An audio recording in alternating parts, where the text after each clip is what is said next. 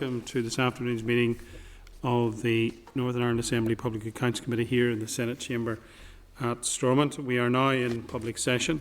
We have a quorum and we will begin our business. Members, I do have to advise at the outset that mobile phones should be set to airplane mode or turned off. It's not sufficient to put mobiles on silent as they continue to interfere with recording in the Assembly. The session is being recorded in video and audio and can be accessed via live online streaming or the Assembly website or Democracy Live.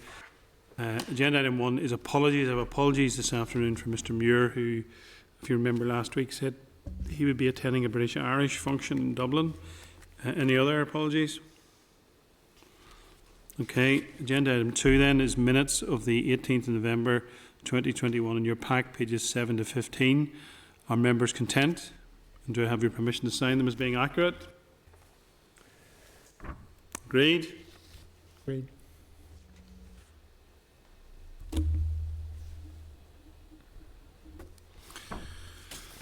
Okay, thank you. Agenda item 3 then is declaration of members' interests. At each meeting, members are required to register relevant financial or other interests in the register of members' interests. Do any members have any interest they wish to declare this afternoon? No. Agenda item 4 then, any matters arising, members? Are there any? Okay, agenda item 5 then is correspondence with pages 19 of your pack. And we are joined this afternoon by Mr Kieran Donnelly, CB, the Comptroller and Auditor General of the Northern Ireland Audit Office, Ms Karen Beanie, Senior Auditor, and Mr Kyle Bingham, the Assembly Support Officer, who is joining us remotely. Good afternoon, you're all very welcome. Members, I refer to correspondence dated the 18th of November, page 19 of your pack, from Mr Peter Hall, Clerk of the Economy Committee regarding the PAC's forthcoming broadband inquiry.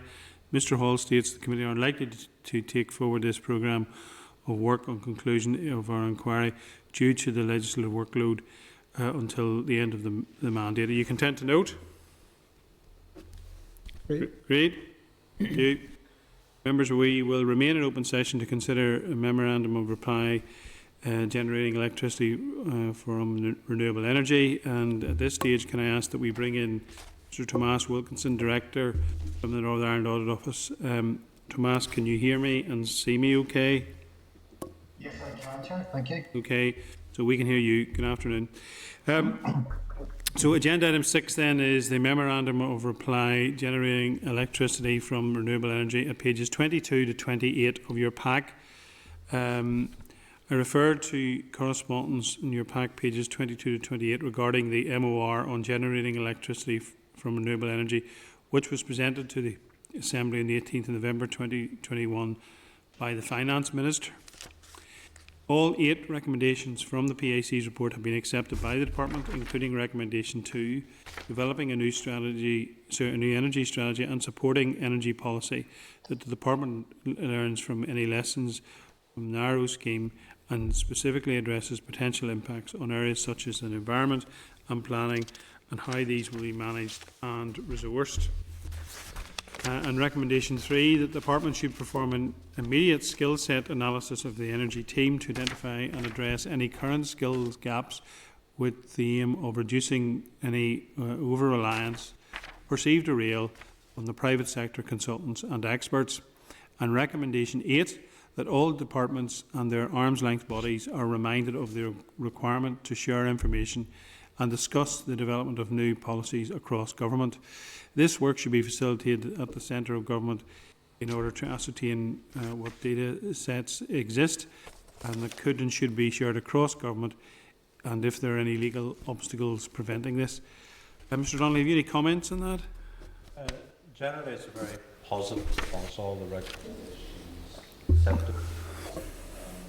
Number of recommendations and joined up government in a new energy scheme.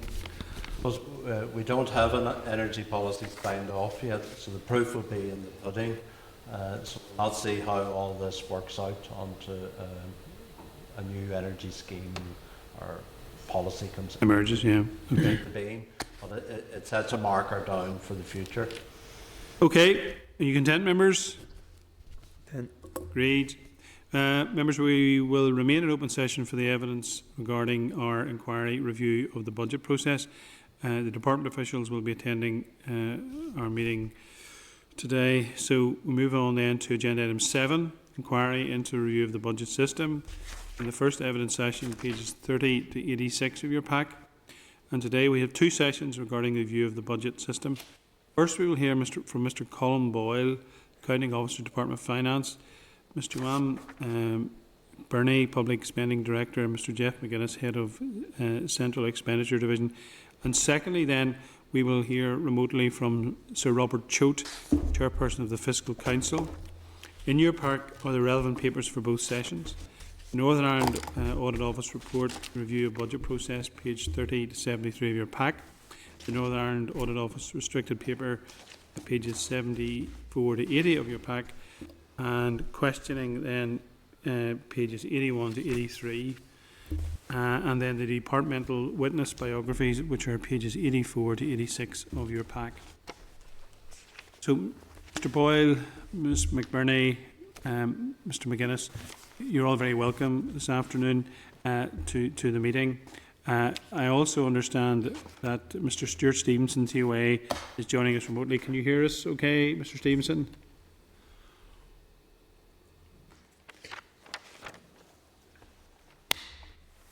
Stuart, can you hear us?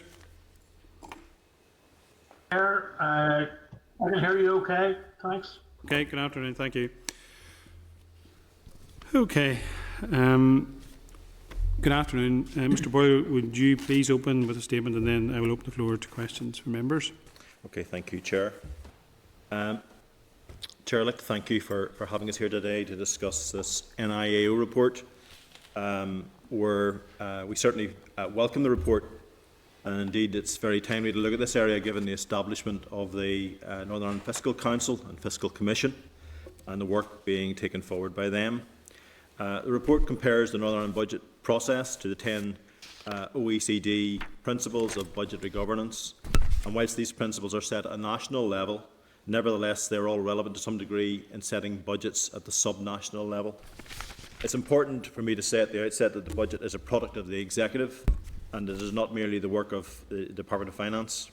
Having said that, my department does coordinate and facilitate the executive in this important work, so it is right for us to be here and to respond to this Audit Office report.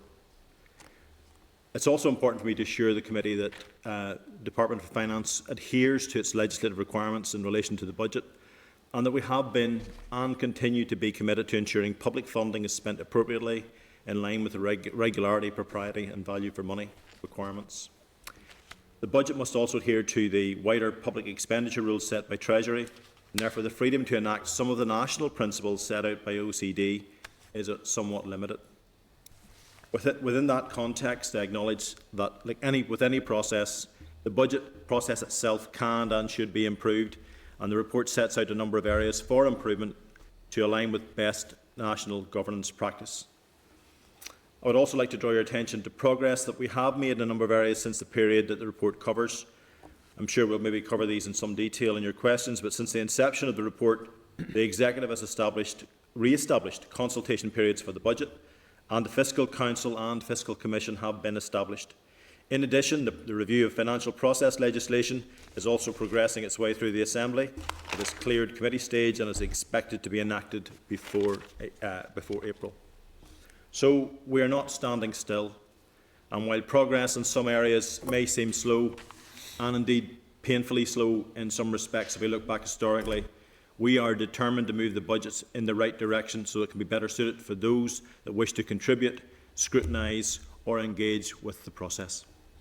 Okay, thank you. Any of your colleagues want to add anything to that at this stage? Okay, thank you very much for your opening comments. You mentioned the Fiscal Council and the Fiscal Commission. What changes do we expect to see them making in terms of budgetary process in Northern Ireland? Well, in terms of the Fiscal Council, first of all, I think the fact that we will be in a position where we have independent scrutiny, I think that should give a very strong level of confidence in the future that the budget is being managed fully, properly.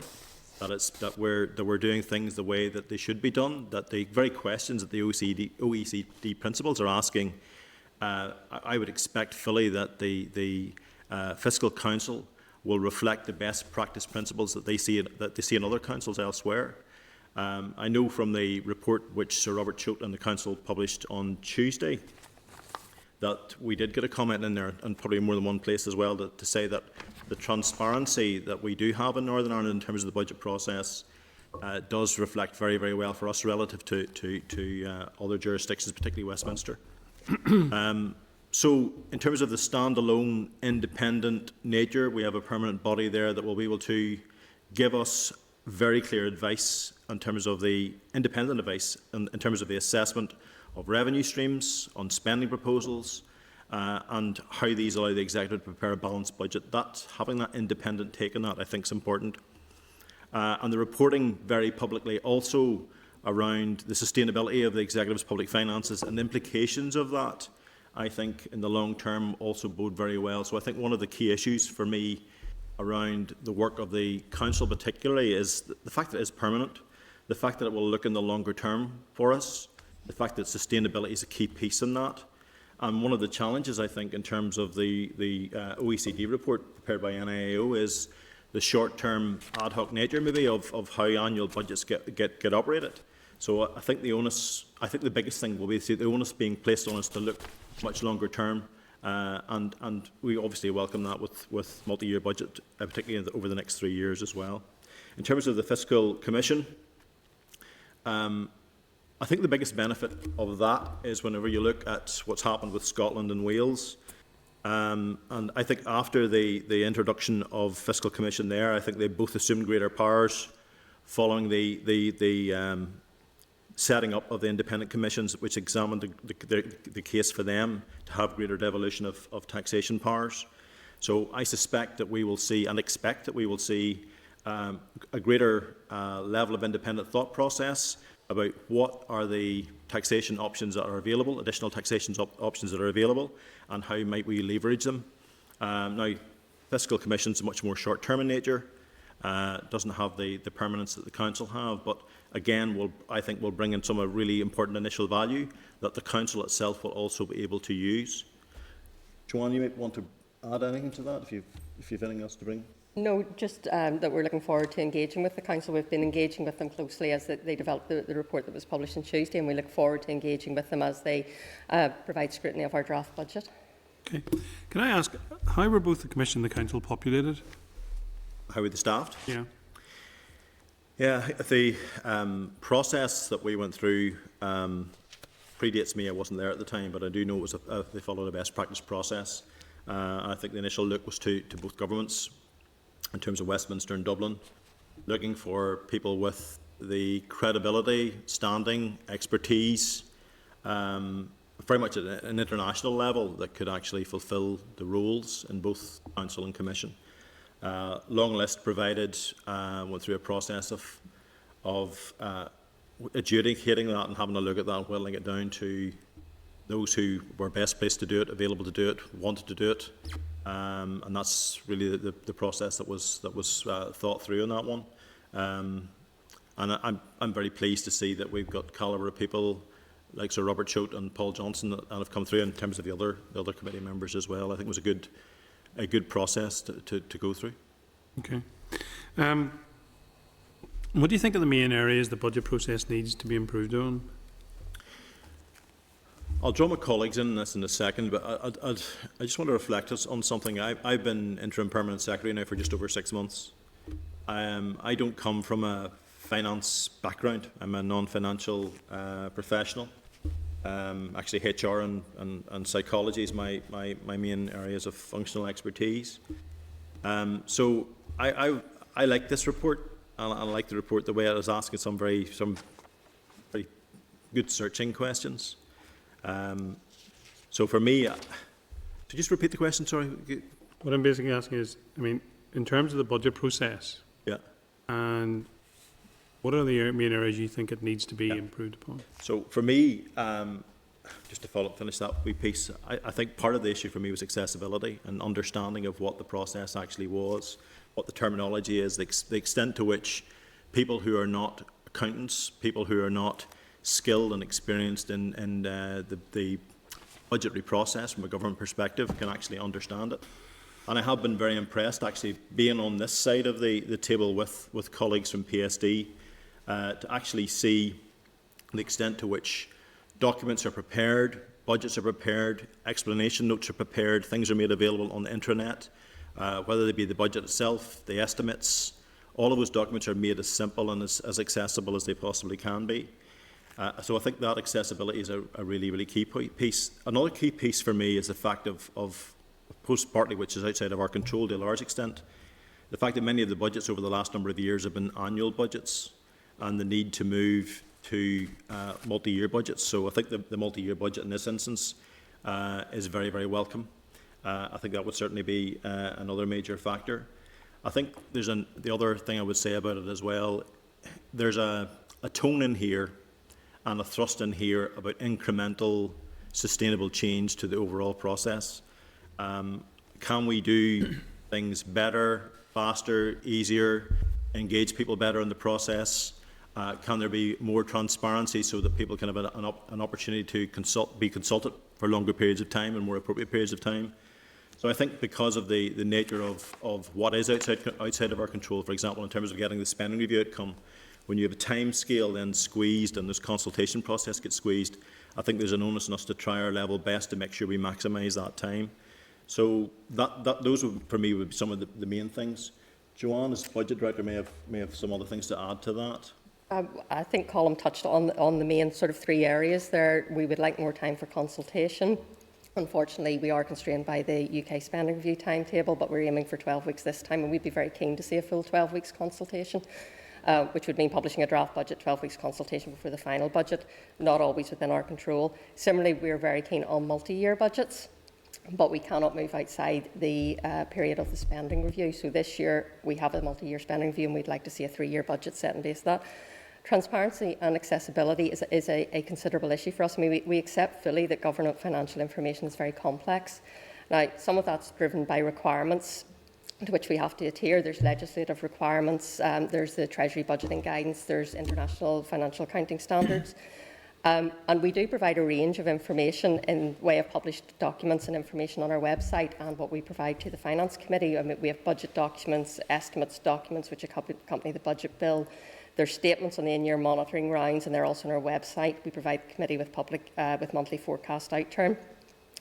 And there's departmental reports and accounts. And taken together, they do provide a comprehensive view of public finance. However, some of the information in those documents is very technical. And we are hopeful that the review of financial process will help alleviate some of that difficulty in that transparency by allowing you to track figures easily from one document to the other. But I think we have further to go in that respect. And I think we're very keen to hear from the Finance Committee or yourselves on how we can help to make that more transparent and more easily accessible.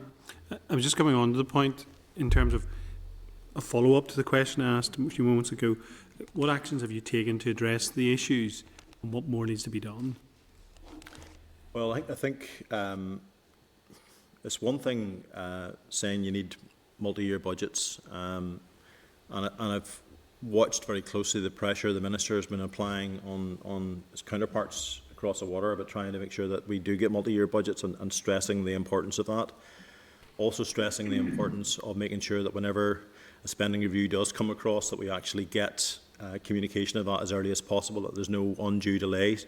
So it gives a maximum period of time for the Executive to agree its budget as quickly as possible, and then allow the maximum period of time beyond that for the consultation process itself. So there's a very strong relationship management piece in here with ourselves and colleagues in GB in terms of managing that. Relationships have been built there very, very well over the last number of years, and I think those relationships are continuing to be sustained. In terms of some of the other practical pieces, in terms of the review of financial process, you want to pick up on that one? Yeah, so the review of financial process should help align budgets, estimates and accounts, meaning that you can more easily track figures between the three documents, which I think will be a major improvement. Unfortunately, it has, we accept, been some time in the doing. It's been a very complex piece of work and was delayed by the lack of an executive and assembly. But it will hopefully be in place from 1st of April next year. So for the new budget period, we should be working under that alignment as set out in review of financial process. The legislation has just passed the committee stage, so we're hopeful for that. We're also keen to build on some of the areas identified by this Audit Office report, and also to consider the Fiscal Council's views on our budget and how we can improve transparency. And those are things that you're doing. What more is there to be? Where are the gaps that things you need to do then, going forward? I think one of the big challenges that we've had has been actually operating the process as it currently stands. So the report flags the complexity that's there. I'm watching the level of absorption of resource that it takes people to actually frame the budget, prepare the budget, do the monitoring piece as well. And it hasn't left a great deal of space to really put a dedicated focus on driving a programme of reform around this. So that's why I was stressing in the opening piece about the need to, I'll not call it duck and dive, but the need to be able to blend in whenever the times of the year get a little bit quieter, which they don't normally do because of the pace with which monitoring rounds do come round. So it's been difficult to find the room and the space and the time to actually really push this forward. So things take longer to change in terms of the process, and because the process is very much legislatively set, it also gives a limited degree of scope for changing that in the way that we would like. So there are limitations on that. Having said that, we have no intentions of sitting on our hands. So I think there's clearly a view that we understand that the link up with ISNI, for example, has been problematic, and I think there's an onus on us both in terms of DOF and with TO and other colleagues in SIB to try and really develop that relationship in a different way and to try and get those two cycles to align better. That's not going to be easy to do. There's no wave of a magic wand that will make that happen. So that will be something, given that, for example, that the ISNI runs on a 10-year cycle, budgets have been either 3 years or 1 year. So that there's a problem in that. And I think for us to change that, I think it'll take more than 12 months or a couple of years to do that. So it'll be a longer term piece. There's a lot of culture changing behind this as well. Everyone knows that single year budgets are problematical across government, and in terms of probably the organisations or the people most affected are the community sector and so on, in terms of sort of that 1 year budget cycles. Can I ask practically, what will we see as being the difference of multi-year budgets being introduced, and how, more importantly perhaps, how will the taxpayer, in terms of efficiencies, effectiveness and whatever, in terms of the distribution of government monies across the departments, how will they see a difference? Okay, do you want to go first now? Yeah. I think the main benefit of a multi-year budget is it allows departments to plan more effectively, and that should allow them to deliver efficiencies. If they have certainty over their budgets, they can plan for the next 3-year period, and that should help them to start programmes which will deliver efficiencies going forward. I'm not entirely sure how that will play out for the taxpayers, other than that you would hope that they would see improvements in public services if departments are able to plan more effectively. The issue for us has been that it's not always within our gift to have multi-year budgets, but this year it is, because of the spending review. The UK spending review has set a 3-year plan. I mean, ideally, I think departments would prefer to have a longer-term plan, so 5 years or beyond, but that's simply not possible when we're working within the constraints of funding from Westminster. So is your department driving those other departments to make those efficiencies?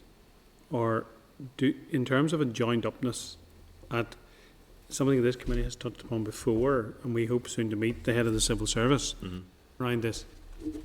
Are you working with them, and put it no stronger than that, to get them to identify those efficiencies that can actually lead to those efficiencies in terms of government that benefit Northern Ireland PLC? Well, if you take it from I read the NIA report on major capital projects, and I was interested in to what extent multi-year budgets were the factor in a lot of those projects being in difficulty. It is a factor, but there are about probably 10 other factors which are as big and maybe even bigger multipliers than that. So whenever you scrutinise what's in that report, you look at the reasons for delays. Some of those within our gift and some of them outside our gift. So in terms of your answering the question about efficiencies, are there efficiencies that we can bring? Yes. But is it one, for example, in terms of judicial reviews, that we can change that overnight? That's, again, a very big difficulty to try and do that. So those efficiencies, yes, we do all recognise the different roles that different departments have to play, and we do work together on those. But I think there's a focus on what can we deliver, what can we change, and I think the easiest part of this is some of the aspects of what's in our control of the things that we'd want to change. I think and I'll finish with this and bring other colleagues in, but I think the point that I'm trying to make is that previously, when we've had head of the civil service here, we have been horrified to see that there hasn't been the power, and I'll put it that way and be diplomatic, there hasn't been the power for people to be brought together as permanent secretaries out of the silos to work in a corporate way. Okay, I understand your question, yeah. And therefore we want to see a greater joined-upness across the senior levels of civil service at your level, Mr Boyle, and the head of the civil service level, to ensure those efficiencies across government that hitherto have not been there. Yeah. And what we're endeavouring to do, and it's particularly through CPD, which is a part of my remit as well, is to look at, for example, in terms of those capital projects, how the head of the civil service and the civil service board can get a common view of. I mean, there are so many projects and programmes which are big, which are run across the piece. So in terms of the major ones that are going to make the huge difference, we need to develop a dashboard based on key performance indicators that will allow a single view as to where those are on at least 3 or 4 points in the year, so that we know, the head of the service will know and the board will know what's on track or not on track, and those things to A, to deliver what was promised, and B, if there are efficiencies associated with those in the similar way. You mentioned the capital projects inquiry and so on, and we brought in the private sector and listened to them and their concerns, and I'm glad to see that some of the issues that they raised, which we put in and as did the Northern Ireland Audit Office inquiry, that those were then followed through and the private sector listened to and some representatives put in place. That's good, that's progress, that's the sort of thing we want to see in terms of ensuring that the private sector is being listened to and government being proactive and addressing the issues.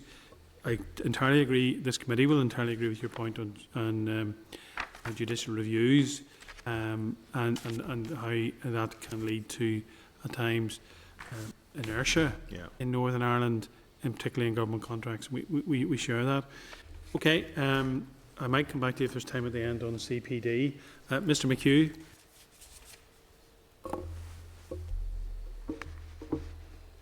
Okay, Ms Flynn.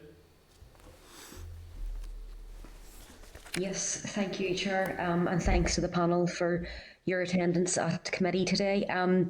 So maybe my first question would be around, I think at the outset, in terms of having effective scrutiny of the budget process. It would be my view that we need to raise the level of knowledge among MLAs and then indeed among the general public. And I would just like to know your thoughts on maybe how we could do this a bit better. And it might be a question that the Fiscal Council could, maybe answer later on as well, and maybe they could play an active role in this regard. So my first question was maybe just your thoughts on that, just how we can effectively scrutinise the budget process to begin with. Thank you for the question. Very good question as well. The level of understanding that people have of the budget. I mean, I was involved in various departments over the years, and you believe you have an understanding of how your own budget works and what the pressures and all the rest of that are. But then when you actually stand back and look at the entire budget at the executive level to see how all of that works, it can appear quite difficult to penetrate and understand. The language, again, very technical, specific. There's nothing to take away from the point that an executive level budget is a complicated thing. That's why we have so many people who are heavily qualified in all of the various, with the various qualifications as finance people need to have. And it gives the assurance here that money will be properly and well spent. But in terms of getting information and understanding to a wider population, be they the public, be they MLAs or be they civil servants, there are various different approaches that we need to use to do that. I think the Fiscal Council have, in our engagement with them, they have commented that there is that very issue that you've just spoken about. So we know there's a gap, and I think as part of that gap, we need to make sure that our education programme, in terms of putting in place the types of information and support that MLAs require, the types of training that our non-financial people require inside the civil service and particular official roles, a lot of which is already in place, by the way. But in terms of reaching further out to MLAs and reaching further out to the public, I think we have a way to go to really raise the level of understanding. Part of the issue, of course, will be the higher you want to raise that level of understanding, just given the complexity of it, you go to the broad levels of it, and you lose some of the details. So there's a trade-off to be achieved in terms of trying to do that. I'll bring in Joanne and Jeff on that, because they'll have a closer feel for some of that on the ground than I will. Yeah, thanks, Colm. No, it is a very good question, and it is something we're actually quite aware of. We have worked, and Jeff may want to say more of this, we have worked with Assembly Research on sort of helping them to develop some training, and that's something we'd be keen to build on going forward. Colm also mentioned sort of the skills for non-financial people in departments, and we have an e-learning course on public expenditure, which helps to give an overview and sort of points out some of the highlighted important areas which you can't fail to ignore. But I think we need to do a bit more on that, and that's something that we're considering going forward. I think just to add to that, we have improved the in-year monitoring process and provided more granularity on information that on changes to spending area levels within all departments at each monitoring round. And as well as that, the review of financial process will aim to align the budget and the estimates which MLAs vote upon, and hopefully provide a greater deal of transparency there as well. Okay, thank you very much for each of those answers. And then just finally, I'll finish on two final questions. So you had spoke about earlier on, and the Chair had mentioned some of the issues around the single year budgets, and we know that obviously issues arise as a result of those single year budgets. But I think, Colm, it was yourself, you had mentioned that there is other factors, you know, that you can attribute to some of those problems as well. But in terms of the single year budgets, because we know that they are problematic, I'm just wondering, is there anything that can be done practically to sort of prevent some of those issues from occurring? And I know obviously ideally we'll get to the stage where we'll have the multi-year budgets, but in the scenario where we don't have those multi-year budgets, is there any advice or practical steps that departments can take to try and reduce issues recurring as a result of the single year budgets? And then just finally, I'm not sure if you'll be able to answer this one, but I know that obviously over the recent years there has been a failure to align our budgets with the programme for government, and I would just like to ask if you think there is a benefit to having that alignment between the two, and if it would be possible that we could secure that alignment in the upcoming budget and programme for government. But as I said, I'm not sure if you will be able to answer that final question. Thank you. Okay, thank you. Two nice wee questions to leave us with there as well. I think in terms of that first one with the single year budgets, I think the thing that I have seen has been good maturity across departments about in-year monitoring. And I think when you've got a single year budget, the temptation might be for people to hold on and try and use that in their department to do whatever they need to do. What works well in monitoring is the fact that the money can be given up to other departments to do something of greater value. And I think we've seen that practically happening and working through this year, particularly, for example, in responding to the pressures on health. That would be the thing that has struck me most forcibly since I've come in. I'll draw colleagues in on that in a second. In terms of the second piece of your question about aligning budgets with the programme for government, yeah, you need the programme for government in place first, and if you have that in place first, I think then the process of marrying the budget to it could very well be done.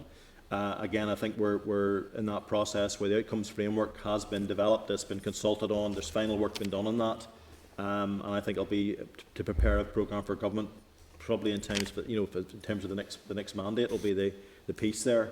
But that process can be done, and I think that process is achievable. I have no question about that in my mind. But I'll draw colleagues in if they want to add anything more to that. Yep, certainly. Just in terms of the single year's budget, yes, it is difficult for departments where they don't have that certainty going forward. But I would say they don't have complete uncertainty on the resource side of the budget, where spend tends to be recurrent for things like salaries and utility costs, etc. Departments do have a baseline, and while that baseline could be reduced, it does give them sort of a basis for planning going forward. Capital budgets, because of the nature of capital projects, we go from a zero baseline, so there'll be slightly less certainty there. But we do commit to funding departments with enough funding going forward to finish off existing projects and to meet their contractual commitments. So that does give a little degree of certainty, but obviously not as ideal as having a multi-year budget. On the PFG alignment, we have been engaging with TO over this, and we're very keen to align the budget with Programme for Government Outcomes. As Colm referred to, unfortunately, the Programme for Government has not been developed prior to the budget being developed. And I think that's quite simply, there's a legislative deadline for having a budget in place before the start of the financial year. There's not the same deadline for the Programme for Government, which means it does sometimes slip beyond that period, but we're very keen to work with TO, and once the Programme for Government's agreed, we will look at that. Aligning budgets to outcomes is challenging, and it's something that other jurisdictions have struggled with as well. So I think it'll be an iterative process as opposed to something that will happen with a sort of a big bang. It's something we'll work towards and we'll seek to improve, but we're definitely very keen to do it, and we can see benefits from it. Thank you very much. Okay, thank you. Mr McHugh, have you rejoined the meeting? Yes, Chair. Okay, Can you hear me? yours. Yeah, in fact, you've been in and out very often here, so there are parts of this meeting that I haven't been able to pick up on. But I welcome the opportunity to ask a question. Agus factor of Colm agus Joanne agus Colm. You mentioned good lesson and you fast. It's nice to see you again, Colm. Having met with you yesterday in the Finance Committee. Can you hear me still, Chair? Yeah. Yes. Question to Colm. Colm, what is your assessment just on how the Fiscal Council can play a role in reforming the budget process? And when I ask this question, it's even within the context of something that you related to yourself, that given your own background, the difficulty that one might have in even understanding budgets in themselves. And I have both an economic and an accounts background, and I still find them very, very difficult to get my head around in every respect. Okay, well, thank you for that. For me, the Fiscal Council, I think it's a very, very welcome introduction at this point in time, because I think in terms of, I mentioned earlier about the independence of it, it's more about setting out, first of all, what's the baseline, just how does all of this work in the background. So the paper they produced this week has set out what's the budget process like, where's all the income flow into the executive finances, how is that used, how do we compare with other regions. I think that in itself, it's an easy enough read. I don't think you need to be particularly trained in any government financial area to understand it. And I think there are some very interesting pieces of data in there and comparisons with other parts of these islands. In terms of taking it forward to the next stage, the next piece they'll look at will be, well, what's their view of the budget? And not just what's their view of the budget in terms of how well does it balance the books, as it were, but it's also how sustainable is it in terms of for the executive's finances going forward. And I think that will be a very interesting perspective in terms, again, of people's understanding of, how do we compare in terms of public expenditure per head here versus other parts of England, Scotland and Wales, for example. So those kind of scenarios give people some food for thought and bring into the public domain some wider considerations that people maybe haven't particularly thought about, whether they be expenditure on public services or whether it be expenditure on things like social security benefits and pensions and so on. And then, I suppose, beyond that, taking into account what comes through from the Fiscal Commission, are there other things in terms of sustainability of the executive budget that the executive can do by way of revenue-raising powers, what's available to it, what does it want to do, what should it do, and what additional financial leverage will that give the executive in terms of some of the funding priorities that they will have going forward. So I think there's a lot of gain for that for the ordinary person on the street. I think there's a lot of gain for that in terms of people who are in a government role or people who are in a representative role such as yourself as well. So I think the intelligence that will bring and the comparative intelligence that will bring, I think, are particularly critical. You might have a reflection, Joanne or Jeff, on that as well, just if you want to add. I think you've covered it there. I mean, we're looking forward to their reflections on our budget process, and we hope to learn from that. Okay. Is that you, Mr. McHugh? Yeah, sorry, in addition, I'm sure that it's going to be a task in hand, we'll say, for the likes of the Fiscal Council to be presenting that type of information to MLAs and to the general public. In terms of budgets being aligned to a programme for government, and given that we have elections coming, we'll say next May, and we don't seem to have in place as of yet anyway, that agreed programme from government for government is not going to be an additional sort of hurdle in many respects. You just didn't catch the tail end of your comment or your question there, sorry. Is that going to be an additional hurdle in order for the likes of the Fiscal Council and that to present information that where we see the need, we'll say, for the programme for government to be in line, we'll say, with the budget? No, I think they'll be able to make their analysis based on what they have, and I think they'll understand what the draft outcomes framework looks like as well. I think they'll be able to have all of information. We have I know each department has a memorandum of understanding signed with the Fiscal Council to get that information, so that they'll have whatever they need to make that judgment. And I would have no doubt that one of the things they'll have a positive view on will be the benefits of linking up the programme for government with the budget, so that people can actually see it the whole way through to outcomes and understand what did the money that was poured in, what did it actually achieve. Okay, thank you, Mr. Beggs. Thank you. That's me, Chair. Thanks, Colin, for your answers so far. An area I'd like to concentrate on is some of the most critical aspects of the report in terms of how our budgetary process operates. In terms of OECD principle number 4 and 5, that we should ensure that the budget documents and data are open, transparent and accessible. It indicates substantial work is required, and in terms of providing an inclusive, participatory and realistic debate on the budget choices, again it's indicating in the Audit Office report that substantial work is required. Do you accept that there is poor public engagement in the process at the moment? I think it's a really interesting question, and I think when you look at the OECD principles are best practice principles. So do I accept that budget engagement is poor? No, I don't accept that. I think there's a lot of energy goes into it, a lot of effort goes into it. Do I accept that there's a lot of scope for improvement in relation to the best practice principles? Yes, I do. I think that's a different thing. It's a different measure.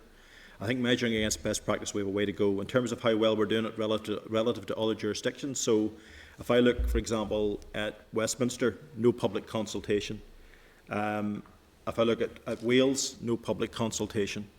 And I think it's the same kind of scenario in Scotland. I think there's a limited level of public consultation there. So I'm looking at where we sit in relation to that. I think we actually sit, and it's something that Robert Choate, you can ask him the question if you're speaking to him in a while, but I think you'll find it's something he's commented on in his paper on Tuesday, that he issued on Tuesday, that in some ways we're more transparent here than they are in Westminster. So I think the outreach here across all the budgets over the number of years, I agree wholeheartedly that in terms of the best practice principles is where we can do, but in relation to some of our neighbours, I think we're not doing too bad at all. So I wouldn't go as far with you in terms of that criticism. Can I remember you asked you to compare the process today compared to what it was like at the start of the Assembly? In particular, in the early days, the draft budget was public, I think generally in September.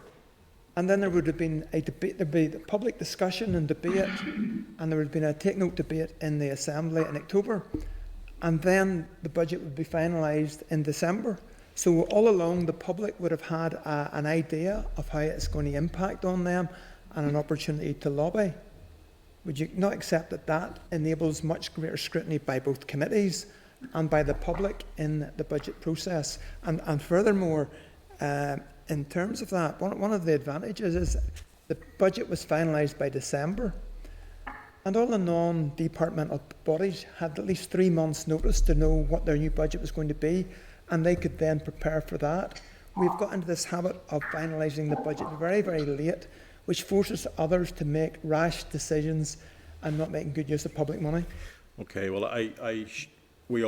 our Minister shares that frustration. We share that frustration as officials that we don't actually get the spending review information across early enough to allow us to have the full level of consultation we'd like. And we looked at the report in terms of a number of the years that the 12 weeks that we would like has been significantly eroded. I wasn't in that role. I'm not in this role at the beginning of the Assembly's life. My colleagues will have a longer term view of that, and they can give you maybe a more lived reflection on how that has panned out. So, Joanne, I'll ask you. Just before I bring you in, if you don't mind, could I ask those members who are joining us remotely to please mute their devices? There's some interference which we could do without. Thank you. Yep. I have been around that long, not in this role, but involved in the budget, and the timetable you've set out is absolutely our ideal timetable. We would like to get back to draft budget in September and a final budget by Christmas, because you're absolutely right, that gives departments and public bodies the time to plan effectively. Unfortunately, as Colin has said, we are very much constrained by the UK spending review. In the days when we had the draft budget in September, we had a spending review in the summer, usually around July time. This year, the spending review wasn't announced to the 27th of October. Last year it was the 25th of November. That constrains the time available for the executive to agree its draft budget, and then that has a knock-on effect both in the time for consultation and the timescale within which the final budget is agreed. If it was up to us and we weren't constrained by the spending review, absolutely a September date for a draft budget would be ideal. There should still be a draft budget published and a take-note debate by the Finance Committee on that to allow that proper public consultation, and we're aiming for 12 weeks consultation this year. I think we only managed 5.5 weeks last year, but we still did have that consultation, and we did engage fully with key stakeholders and with the Finance Committee to try and do that. But absolutely, it's not an ideal time scale. Unfortunately, it's largely outside our control. I noticed that the Scottish Government still produced an earlier draft budget with the warning that yes, it will have to be adjusted, but it could have to be fine-tuned when the final figures were announced. But they had already indications of what their budget would be and published accordingly. Why do we not do that? We don't have, sorry, Colin, if you don't mind me jumping in. Go ahead. Yeah. We don't know what our budget's going to be until Treasury tell us that, but we're also constrained by legislation. Under the Fresh Start Agreement, Section 64 of the Northern Ireland Act was amended to say that the Finance Minister must, 14 days before he lays a draft budget, he has to set out the level of UK government funding as notified by the Secretary of State.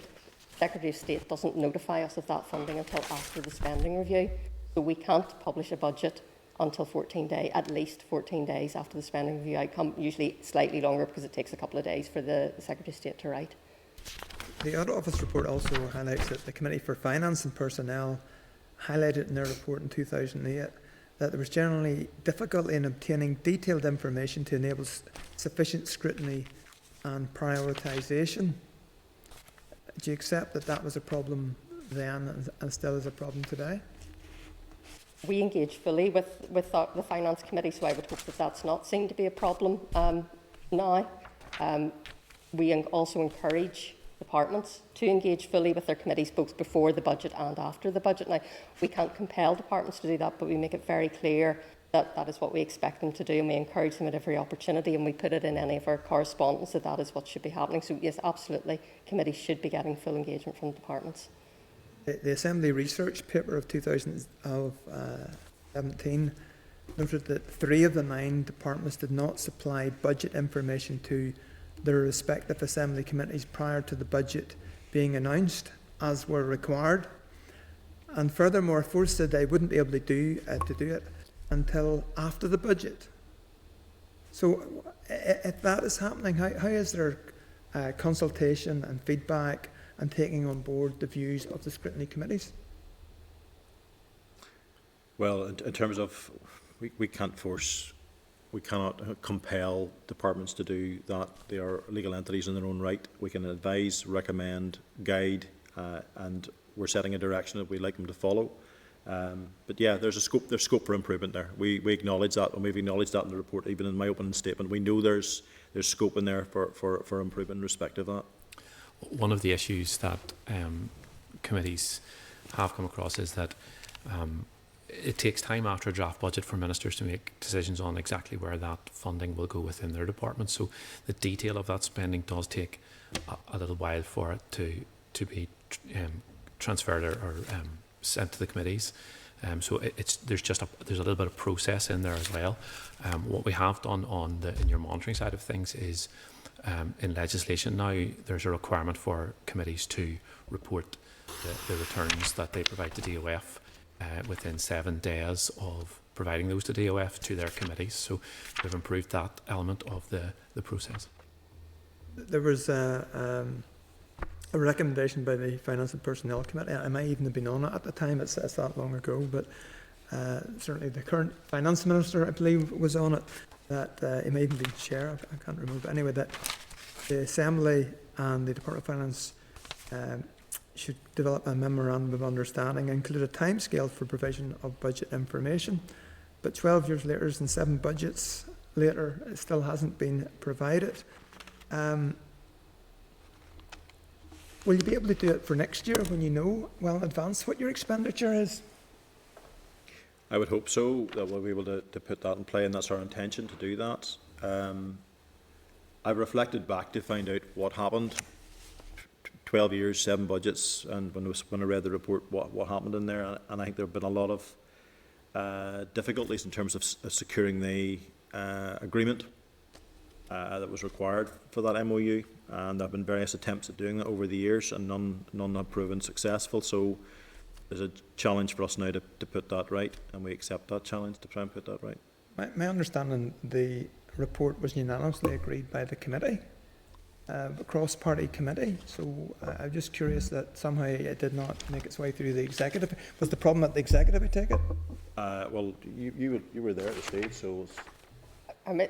Work had progressed, and I think, and Jeff may wish to come in on this, and I think we had got close to it. Obviously, it wasn't just a memorandum between DOF, but with all departments, so that would need ministerial approval, and yes, have to go to the executive. I think we were almost there when the executive collapsed. We have picked up again work since that. We have, I would be honest, we have paused that with the agreement of Assembly Research and the Finance Committee Clerk, paused that pending the outcome of the Audit Office report and the PAC report in this, because we would hope now to incorporate any findings from that into the MOU. But we want to progress it, and we would aim to do that rather quickly now. Thanks for that. Another of the 2008 recommendations was that there should be a critical evaluation of all the programmes and resources included within various departments' baseline budget and how they supported the programme for government. So people can look at prioritising. Is this going to happen this year? Has there been a critical evaluation of all current programmes? Yeah, I mean, I think that's a very large piece of work. The starting point for that would have to be having an agreed programme for government against which to prioritise them. We do ask departments for information, so that would be a large piece of work if you're wanting to get into every department and look at every programme they do. We'd need a programme for government to identify the outcomes which we're prioritising against, and then we would probably need to take that on a sort of iterative basis, looking department by department. I don't think it's something we could do, we would be resourced to do quickly, but it's something that would be worthwhile doing. That's from a DOF perspective, but because of the nature of departments requiring more funding than they have, that critical evaluation sometimes effectively happens within the department as they prioritise their top spending and try and reduce costs where maybe programmes aren't as effective as they had originally suspected. So there's a little bit of critical evaluation that goes on within departments as well. But if we're having a programme for government and an outcomes-based budget, should we not be assessing what the outcome has been by previous expenditure and previous programmes if they are still being included? Yeah, and I think as we move towards outcomes-based budgeting with an outcomes-based PFG, that's absolutely what needs to happen, but I think it's an iterative process. It's not something that will happen overnight. Other jurisdictions have also struggled with the outcomes-based budgeting and the alignment with the programme for government, so that's something we need to work through. And we are engaging with TO at the minute on how we do that, and we will engage with them fully once we have that agreed programme for government. Okay, thank you. Okay, thank you. Mr. Irwin. Thank you, Mr. Chairman, and can I thank you for your presentation. And a number of members have mentioned the single year budgets and the difficulties in relation to that. Why is there so little flexibility to move resources between years? To me, it seems by not being able to move some resources, it means that, yeah, there's, departments have to spend the money or lose it, and it's not the best way of delivering the best outcome for the finance, in my eyes. And I think we would share that the frustration behind that question. But there's a budget exchange scheme that's just set down for us by Treasury. I'll let Joanne maybe just explain some of the mechanics of that, but we really don't have much wriggle room in that one at all. Yeah, so Treasury controls our funding, and we are only allowed to carry forward a percentage of our final resource and capital budgets forward from one year to the next, so that's very limited. It's usually around 60 million on the resource side and around, I'm looking at Jeff for confirmation, but around 20 million on the capital side. I mean, Colm's right, we would absolutely agree with you. It doesn't lead to sound budgetary planning because the use it or lose it is inevitable as we enter that. Now, we aim to remove some of that through the in-year monitoring process, which allows departments to give up funding they can't spend for the purpose originally intended, and for us to direct that to higher priority areas. So that is one of the purposes of the in-year monitoring round. But yes, it would certainly be easier if we didn't have that restriction on moving money between years, but it exists. Treasury have put that in place to allow them to manage their own finances. Just to say that the budget exchange scheme for resource is limited. This year it's 0.75% of our overall resource dealt budget, so it's a very small amount that we're allowed to carry forward.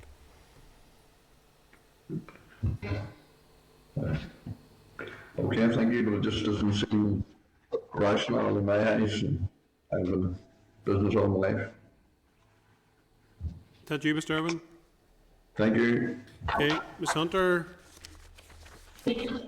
Thank you very much, Chair. I hope everybody can hear me okay. You're all very welcome here this afternoon, so thank you for being here. A number of points I wanted to raise have already been raised, and I agree with Orlea's point around the need for improved education with incoming MLAs and things like that, because I think if you're really not from that professional financial background, it can often be difficult to kind of break these down. But my question today refers to something I had touched on last week, and it's also included within the report about there can often be a number of difficulties understanding budget allocations when some descriptions are at quite a high level. For example, with health, 3.6 billion on hospital services, but oftentimes it can be difficult to understand what programmes and projects that money is going towards, whether that be mental health or cancer services, for example. How do you plan to improve the level of detail in budget documents to facilitate more detailed scrutiny? Thank you. Thank you for your question. Joanne, do you want to lead in that one? I think that's a very valid point, and you will notice if you look at other departments, there's sort of variances between the level of details they each go to. We call the detail that's probably the spending area or unit of service level. So as we work through the review of financial processes, we've been working with departments to try and make those more clear. There's a balance to be had between trying to get meaningful descriptions which show where the money's going and going down to too low a level of detail, which results in large documents which people don't want or are not able to read. So you're absolutely right, there's a balance there. Jeff, you might want to come in on some of the changes that might be happening.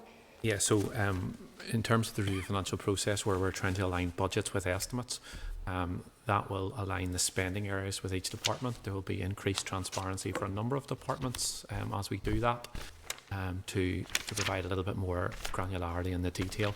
And then the estimates document, you'll be able to see that particular spending area broken down a little bit further by the different areas, whether it's a grant payment out or different elements of spending there.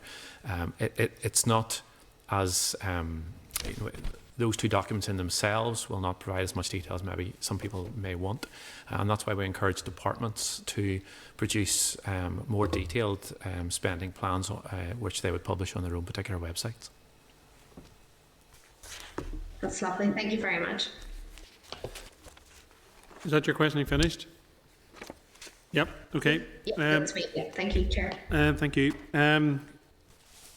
Boyle, in relation to the question that I asked at the outset of the questioning today about joined upness across government, I mean, it's fair to say your predecessor, when she appeared in front of this committee, let's just say, expressed her extreme frustration at how the Northern Ireland Civil Service worked. And you know, she has subsequently returned to the Imperial Civil Service in London. I think one of the impressions that we were left with was the frustration in part was due to the lack of joined upness. And I note you said in response to Mr. Begg's question, the department can't compel departments. And in terms of only 6 of the 9 departments having returned in terms of the figures, projections and so on, there is the crux of the question. You can move the 3-year budgets all you like, but if you do not get the other departments coming in and providing the figures, I mean, last week I asked the Auditor General a question in terms of Her Majesty's Government and the block grant for Northern Ireland. So the block grant for Northern Ireland currently is £5.8 billion, which equates to £8,400 per head of the population. And it also states that 1.7 billion of that is more than usual due to COVID pandemic. So Her Majesty's Government provides the Northern Ireland Executive with £15.8 billion. Our concern as a committee has consistently been since the return of these institutions in January 2020 is that there isn't a sufficiency in joined upness around this to allow the efficiencies of government to actually work. So one of the things we were hoping would happen, given the evidence we heard before from the former head of the Northern Ireland Civil Service, that he didn't have the power to compel the permanent secretaries around the table in a way that many of us thought was extraordinary. I think those powers do reside with the head of the Civil Service in Scotland. We will put these questions to the head of the Civil Service whenever she eventually appears in front of this committee. Okay. But surely it's absolutely imperative going forward that someone takes the responsibility in government in Northern Ireland, in the Civil Service, to ensure that those figures, 9 sets of figures or returns or whatever, to allow your department to make those projections or whatever, that someone needs to take responsibility, have the power to compel. Otherwise, all the changes that we've talked about here that people welcome in terms of multi-year budgets won't amount to a row of beans if people don't cooperate. Just can I reflect? That's an important point you make. I'll just comment on the view from my predecessor. I take a different angle on that for 2 reasons. One of the things I was very taken by in the Fiscal Council report on Tuesday, issued on Tuesday, was the extent to which Treasury and Number 10 call the shots, and they do call the shots. And it's much easier in that environment where the system of government is very different than is here. So I think where you have a 5-party coalition, I think the collaborative nature of what's required to pull a budget together is a very different thing. And if I could maybe suggest that it would be worthwhile for the committee maybe just testing the ground around that with Sir Robert when he's here, because he has made that point to us. I was going to make the point, is it complicated not just by civil servants, but the fact that it is a five-party It coalition. is complicated. It absolutely is complicated. And if you were sitting in Westminster and you're able to call the shots and say, that's where the money's going, we're the Conservative government, we've got the majority, that's the way it's going to be, suck it up. But that's not the way it is here. Yes, but that doesn't answer the point about the civil service. That answers the issue about the politicians. But it's the executive's budget at the end of the day, and the civil servants have got to work within the constraints that sets for them. So again, you can't have a situation where we sit at the centre and say, well, let's have that back from that department and that back from that department. That's not our call. There has to be a collaborative piece in terms of doing that. That's how it's been framed. So I can understand her frustration, my predecessor's frustration, given what she came from to what she sees. But it's a product of the system that we currently have. Okay, so would it be similar from your knowledge and your department's work? There's a de facto coalition in Scotland. Well, Scotland don't have siloed departments the way that we do. They're set up again differently, so they work off thematic basis, and accountability works differently there. So they're able to work much more fluidly in terms of trying to deliver outcomes. Though they will have a level of frustration around how some of that works as well. But they still would be they would have a different level of government than we would have in terms of how that operates. Okay. I did mention earlier as well, in terms of the CPD, if you mind me, when we're talking about efficiencies of government, Yeah. I think all members, certainly in this committee, and I remember going back to Mr. Begbie when your current minister was the chair of the Finance Committee, I said on it, and issues like PEDU would have been discussed, and PEDU going into the various departments or sections of departments in terms of efficiencies and economies of scale and so on. In terms of CPD, I mean, I'll give you an example. I sit on a couple of boards of governors of schools. Huge frustration out there with CPD, that people having to get tenders, quotations, that don't necessarily mean that things are delivered in a much more efficient or cost-effective way, but actually drive prices up. That's the first point I would like you to answer. And the second point is, how do those companies that aren't on the official list to be approached in terms of competitive tendering, how do they get into that or onto that list? Well, I'm not involved in the day-to-day running of CPD, so I'm not. No, I'm not suggesting you are, but you are responsible for it. Absolutely. So, in terms of where CPD has been and where it's going, we've had a bit of a change into the guard in CPD. There's I think the report that came on in terms of the capital projects was a very important report, and one that CPD have sat up and taken a lot of notice of. I think the minister coming along with I think a very strong finance background, and you made a couple of comments in terms of what the committee and just chairing role and all the rest of it. He's been very focused on making sure that CPD really does focus on in a different way in terms of procurement. And he set a stall out very heavily around how he wants the procurement board to work.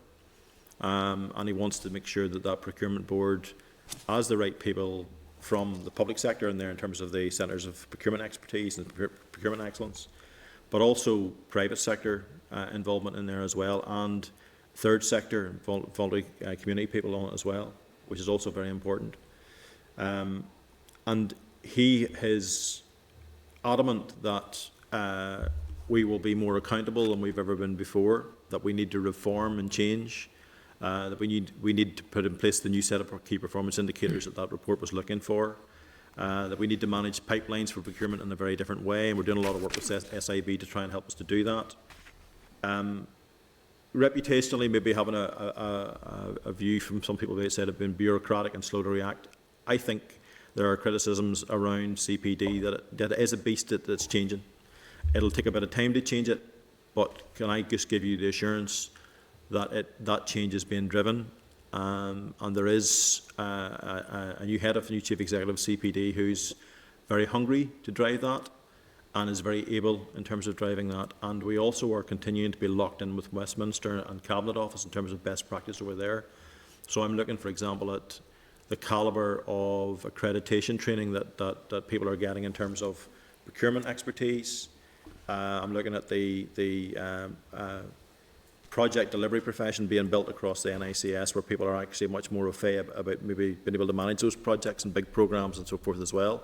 And the commercial accredited training that people are going through as well, so that we know we have the wherewithal to manage and deliver the big contracts with contractors that maybe could have blinded us with science in the past. We think we are certainly, we know, not even think, we know we are on the right path to developing that knowledge and building that sustainable knowledge inside the civil service. But that will take a bit of time to get to where we want to be. But that's the path we're on. We are not the Finance Committee, and it isn't my role, but I would hope that the Finance Committee would be paying particular attention to that going forward. I welcome what I've just heard. Mm-hmm. It is long overdue and much needed. Mm-hmm. But I welcome and thank you for that. All members who have indicated they wanted to ask questions have been given that opportunity. Can I ask Mr. Donnelly, have you any comment you want to make at this point? No, nothing at this point. Okay. Mr. Stevenson, any questions or comments? Thank you. Okay.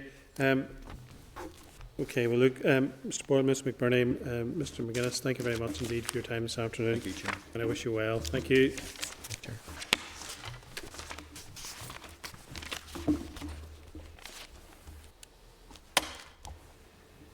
Okay, members, we will remain in open session.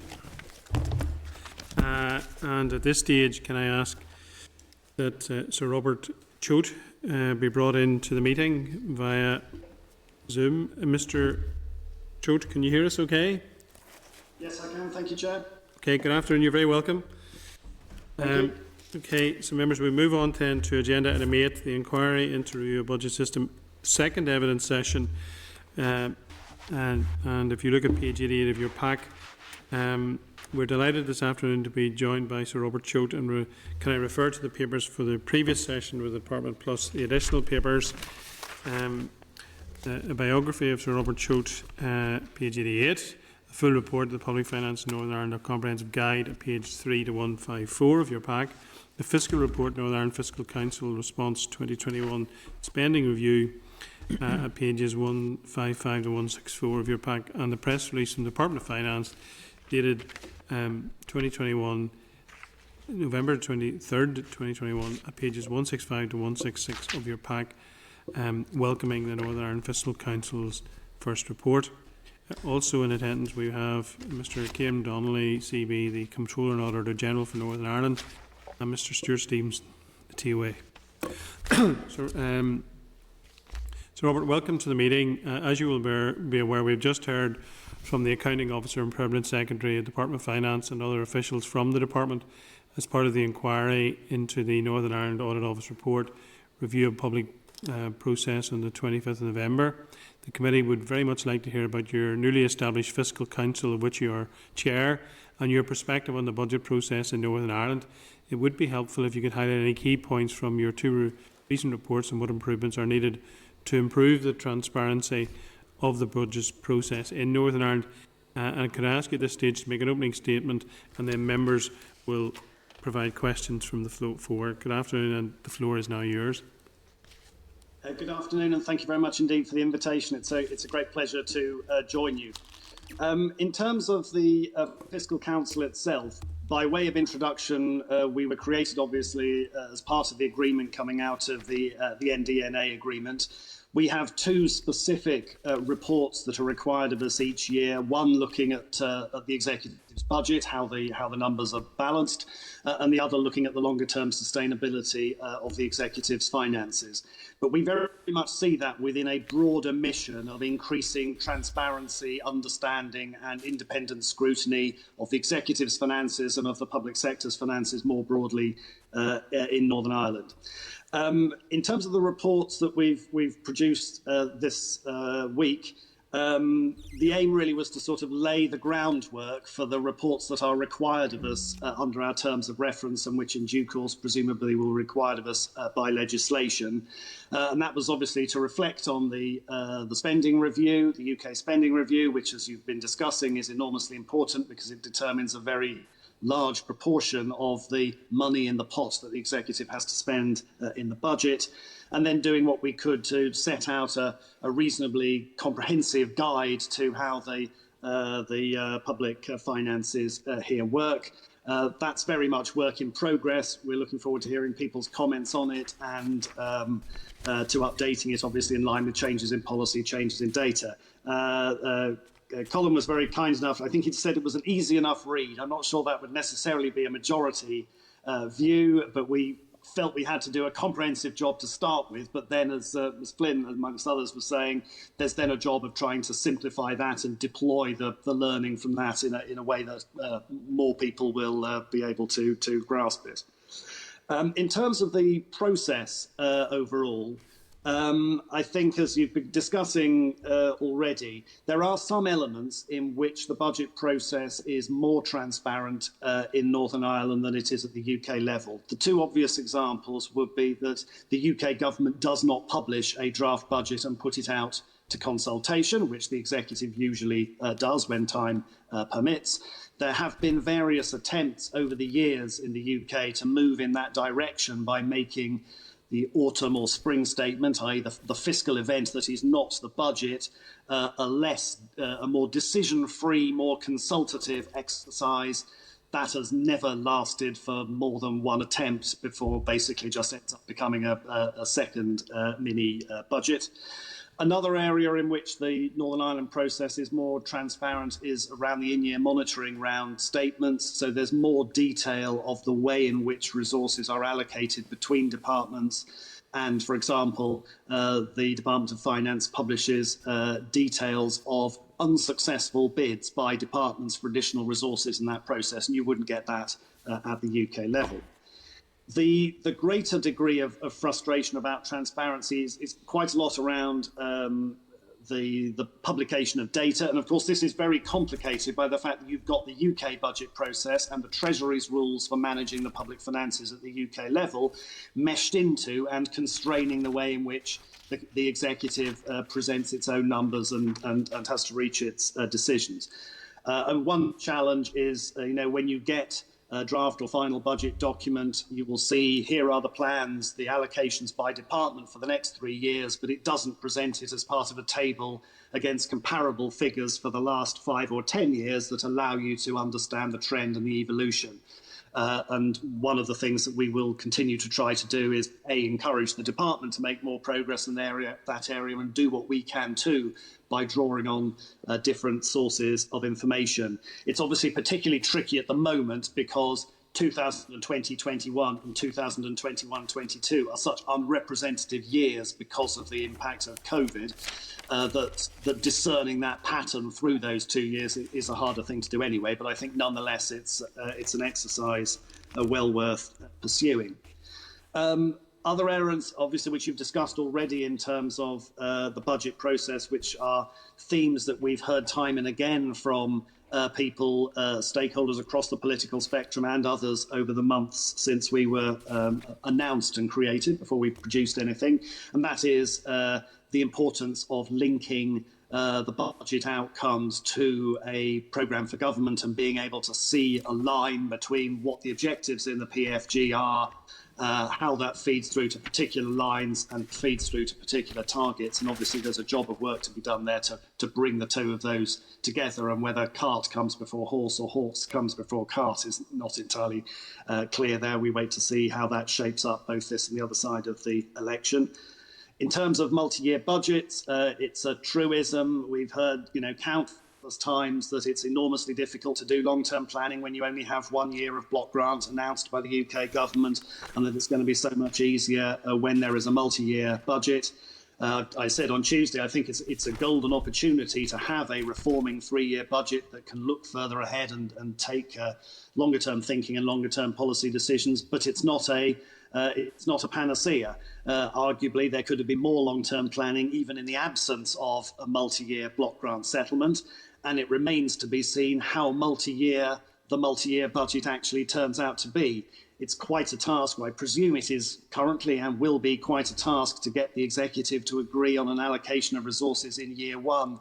The notion, I would be surprised, delighted if they were also able to say, well, this is how we think the path and the relative balance of departments is going to change from year one to year three, but that may be something that actually ends up evolving over time and being dealt with through in-year monitoring rounds, etc. So quite how the multi-year budget will be remains to be seen. But nonetheless, I think particularly in areas like healthcare, like infrastructure, where you're obviously looking over a longer term time horizon, it's an opportunity that must be seized. Okay, thank you very much. Can I just ask Mick's initial questions and then I'll bring colleagues in. As you've said in your presentation, you do say that the budget process here is more transparent than it would be at Westminster, but there are areas for improvement. Those are where budgetary information may be more helpful, and also the forecasting of the executive's finances is a bit fragmented. Can I ask you to expand on that, if you don't mind? Yes, certainly. I mean, the complexity and difficulty you were covering towards the end of the budget setting process, and the process of reallocation of resources operates very differently in Northern Ireland, in the Executive and the Assembly, than it does in the UK. And I think just, to the tail end of your discussion in the previous session, the combination of the multi-party coalition, the fact that departments have legal personalities, their own accounting officers here, in which they don't in the UK level, or indeed at Scotland, as described as well, and the fact that the Department of Finance, like it or not, does not carry as big a stick as the Treasury does in the UK process. So there are some elements of those differences and the challenges that creates for the reallocation of resources over time that you can't wish away. You need to deal with as best you can, but there is obviously going to be more challenge reallocating resources from priority to priority, when it also means you're often reallocating from party to party. That's not a surprise, and many people would say that. Was there a particular, on the other areas of transparency, anything you particularly like to focus on? Well, if I may, I'm not going to get drawn into the coalition and the shape of the form of the Northern Ireland government. It obviously came out of a political arrangement, and ultimately from a political document some years ago. But I think you may have heard me make mention to the fact that Sue Gray, Mr Boyle's predecessor, appeared in front of this committee on a number of occasions and did reflect some frustration at times of how the process worked in Northern Ireland. And she obviously had come to Northern Ireland Civil Service from the Imperial Civil Service in London and has now returned there. But I think part of the problems that we all encounter as members, both in this House in terms of committees in which we work, but also in terms of our constituency work, is the silo mentality is a huge problem. And one of the things that we find is that in terms of the permanent secretaries are the accounting officers, and I suppose if I might quote you, you said, I think, when it comes to budgets and departments working in silos, consistent with having their powers vested individually by statute, each department's permanent secretary also serves as an accounting officer rather than having a single accounting officer across all departments, as in the Scottish and Welsh governments. Sargent and Rutter argued that this reinforces the tendency of departments to act as individual fiefdoms and makes cross-cutting working harder than in Whitehall. I mean, I think we would all say, not having most of us had an experience of working in Whitehall, but looking at it nationally, I think we would all say amen to that.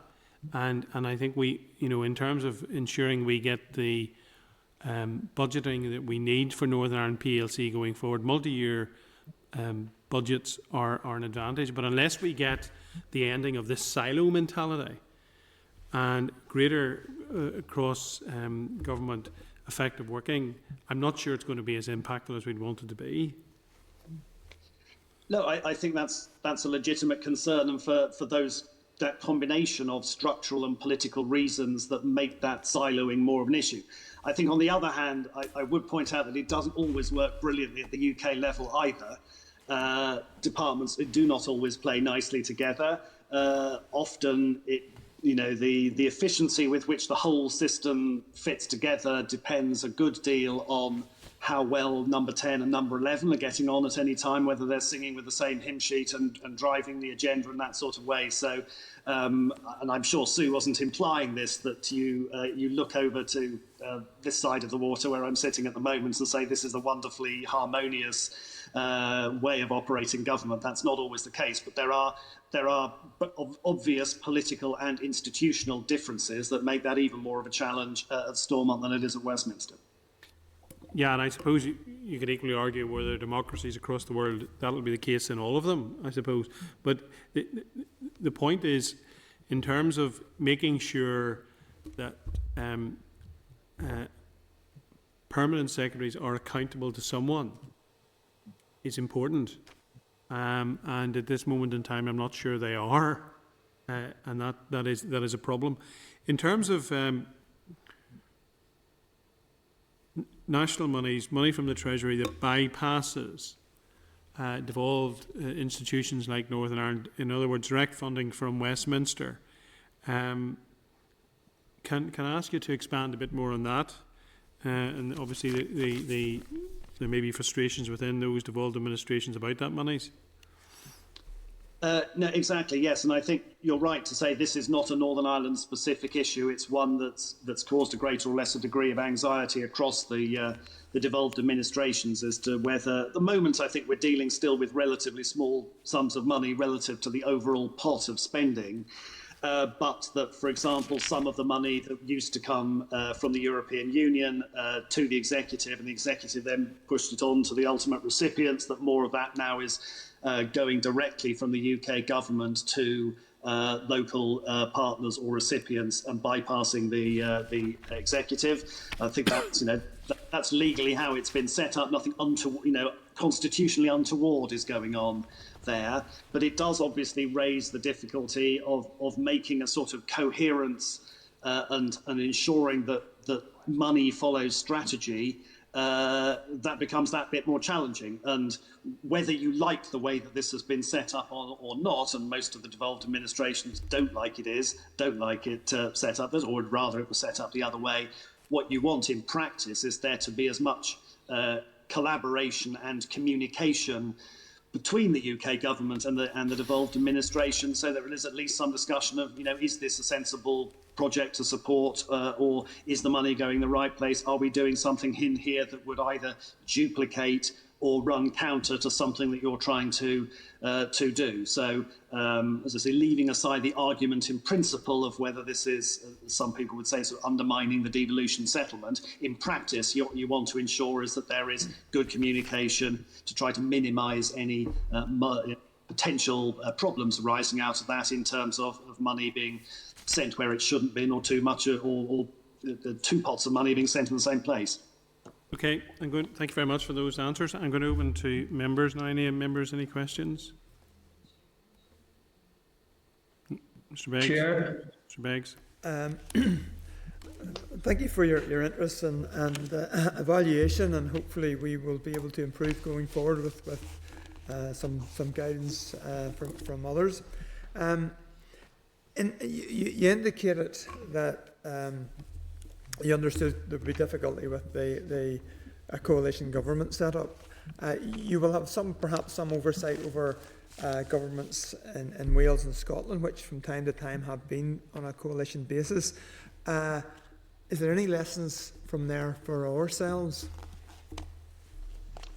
Well, I mean, they're clearly coalitions of a different type to the system being set up in Northern Ireland to have a very multi-party coalition, as distinct from a coalition of maybe of two parties, probably.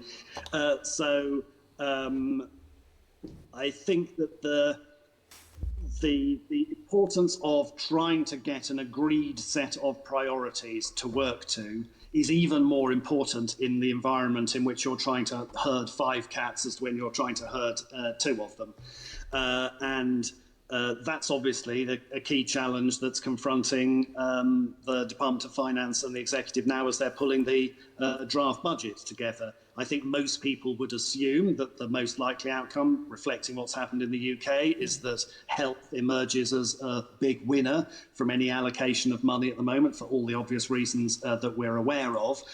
Then the question is, what do you do about the other priorities? How many other priorities can you identify, and can you get agreement on, the silver and the bronze medal, as it were, unless you want to just treat everybody else equally? I think another issue as well, we're coming back again to the sort of link with the programme for government at the executive level broadly, as well as just considering spending. Is there a shared set of priorities and a shared set of objectives? And one of the challenges there, which governments across the world trying to do these sorts of strategic exercise wrestle with, is do you want 6 priorities or 46 priorities and 46 set of targets? You have to strike that balance between having a sort of enough detail, but also not making absolutely everything your top priority, and therefore ending up with an unclear thing. So I think both with the sort of what the budget says and what eventually emerges as a programme for government, there's that issue of the appropriate level of granularity and, can you summarise in one sentence the 3 most important things that this executive is trying to achieve are A, B and C? Second question for my chair. In terms of your report, you highlight that there are a number of areas still either operated directly by government or through non-departmental public bodies in Northern Ireland, which would not be the case elsewhere. But I noted a comment in that section that where you say, so regions like Northern Ireland with a higher per capita proportion of civil servants will end up with a higher gross operating surplus. I'm trying to understand what you're getting at there. Those are the deep weeds of national accounting, and I wouldn't concern yourself too much about them. It's the way in which the bit of the income of the Northern Ireland public sector is added up, and you have effectively the profit of public corporations, and you also have an element of that surplus or that profit which is attributed to central government, and this is the way that this is done in an accounting sense. So it's likely to change. The Office for National Statistics is likely to move it. It will change the sort of relative size of the income of the Northern Ireland public sector per head relative to the other areas, but frankly it's accounting. It's not something that down the pub need worry about affecting real life. It was the gross operating surplus bit that sort of I didn't understand, because we normally have to pass money to the various bodies rather than receive surplus money. Well, this is one of those areas where, and this comes a bit to the financial reporting exercise, where the way in which numbers are presented and calculated and shown in the national accounts is different from the way in which they're shown in the way that the Treasury or the Department of Finance manages numbers, and it's different from the way in which the numbers are presented when they're dealt with by the Assembly in the estimates process and through voting. So that bit of the national accounts is even at the obscure end of that spectrum, but it's one of the reasons why the more you can do to bring a greater degree of coherence across these numbers and tell a single story is great. But that's a lot of water to push up quite a steep hill there. Okay, thank you. Okay, Mr. McHugh. Good morning, Chair. I was glad to roll. Robert, you're very welcome here today too. Just to go back on an area that was alluded to by the Chair as well.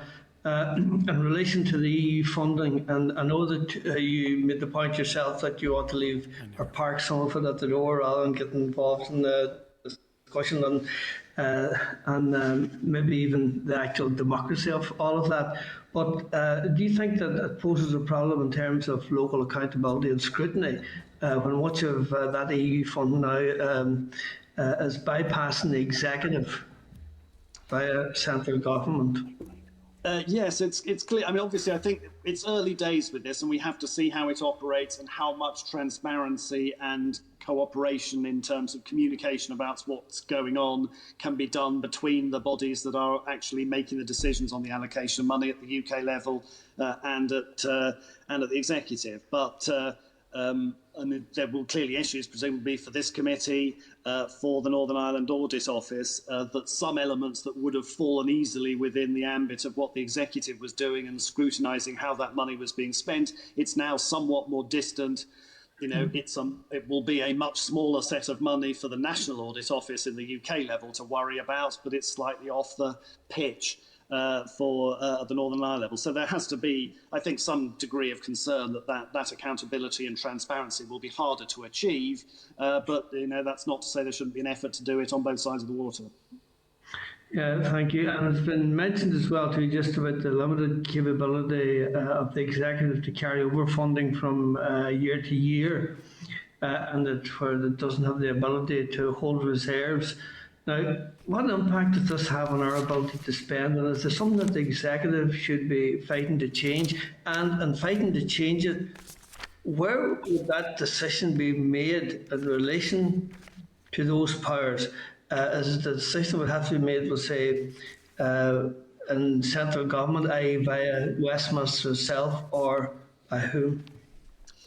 That's right. I mean, it's essentially the UK rules, and they're part of the rules set out by the Treasury and quote unquote agreed with the executive. I think they're set out in something called the Statement of Funding Policy, which the Treasury produces alongside each of the spending reviews. And as Joanne, I think, was explaining, there's a proportion of any underspend relative to budgets that you're allowed to carry forward. As you say, in Scotland and Wales, the system is different. They do not have access to that budget exchange scheme, but they are allowed to run their own reserves, and that's partly a reflection, of course, that they have greater tax-raising powers. So it's not that, you know, Northern Ireland's just being picked on specifically on that. It's related to that degree of devolution there. And in terms of the use it or lose it incentive, clearly at one level, use it or lose it is more powerful in Northern Ireland because you're not merely losing it to your colleagues in other departments at home. You're quote unquote losing it to London, which makes people all the more reluctant to not have spent it and to get the money out of the door. So that may affect people's or departments' behaviour at the side. But the Treasury's use of budget exchange has evolved over the years. There are various mechanisms because they're trying to trade off. On the one hand, you don't want a situation where you have departments spending it because if we don't get it out of the door, you're not going to lose it. But what you also don't want to do from the Treasury's perspective is to have people building up a sort of bank account of money that they haven't spent, which may then suddenly splurge at just the point at which the Treasury is going to keep the public finances belt tightened. So the way in which these budget control mechanisms have evolved have reflected which of those two things you're worried more about at each moment. Well, given, let's say, the extent of our block grant at the present time, I don't think that there's going to be any real explosion coming from here in terms of reserves or anything else. But also, just in addition to that, and finally, given the very limited sort of streams of taxation powers that are available, we'll say, to our executive, do you think that if more powers were devolved, that we quite possibly might see more fiscally responsible decisions being taken? Well, on the merits of greater devolution, I'll happily leave that to the Fiscal Commission, which has been set up to consider that separately.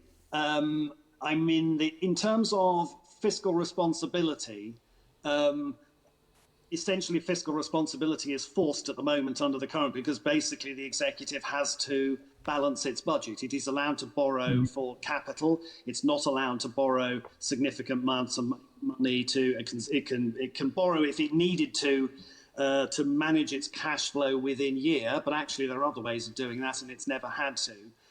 In Scotland and Wales, there's a need to sort of have borrowing powers, because what happens if the money you get from a devolved tax turns out to be different from the forecast that you made at the time when you set your spending plan? So there's an alternative there, but it's a different sort of mechanism.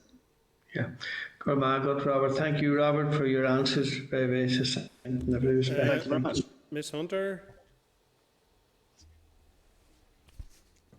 Hello there. No, my question has been answered. All right. Okay. Thank you. Okay, well, I think all of the members who indicated they wanted to ask questions have had the opportunity to do so. Mr Donnelly, is there any comment or question you'd like to make at this point? Okay. Mr Stevenson, any questions or comments? Nothing from my perspective. Thank you, Chair. Okay. Well, look, Sir Robert, thank you very much for attending the meeting today. Really appreciate your time and input. And we'll say good afternoon to you. Thank you. Thank you very much indeed for the invitation. Stuart, you're also free to go. Thanks very much for your time. Thank you, Chair. Just on the block grant, I did ask Mr Donnelly last week to provide us with a figure for the block grant, and he very kindly has done so. So the block grant currently from Her Majesty's Government is £15.8 billion to Northern Ireland, which equates to £8,400 per head. Members, with your permission, we will now go into closed session to discuss the evidence we've just heard. We will then remain in closed session for the remainder of the meeting. And can we just make sure that we're closed so the broadcasting can confirm, please? Great. Programme signed. This is the Northern Ireland Assembly Senate Chamber. Programme signed.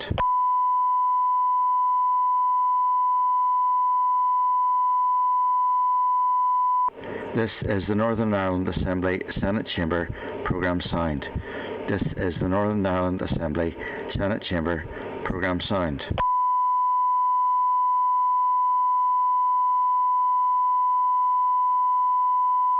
This is the Northern Ireland Assembly Senate Chamber. Programme signed. This is the Northern Ireland Assembly Senate Chamber. Programme signed.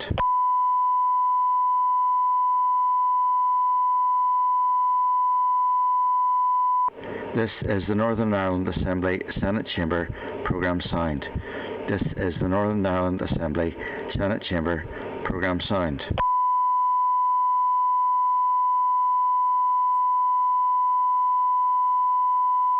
This is the Northern Ireland Assembly Senate Chamber. Programme signed. This